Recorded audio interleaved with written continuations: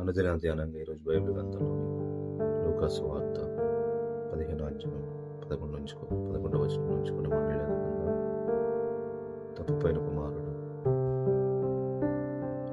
ఎంతగానో తప్పిపోయి ఫ్రెండ్స్కి బానిసై చివరికి పందులు పొట్టు తినడానికి కూడా ఇష్టపడ్డాడు. చివరికి తప్పు తెలుసుకున్నాక తండ్రి దగ్గరికి ఒక పనివాడుగా చేరడానికి వచ్చాడు. కానీ తండ్రి ఆ చిన్న కుమారుడిని, తప్పిపోయిన కుమారుడిని అలా చూడలేదు. వెంటనే హత్తుకున్నాడు, కొత్త బట్టలు తెచ్చాడు, రాజవస్త్రాలు ధరించాడు. ఈరోజు కూడా మన పరలోక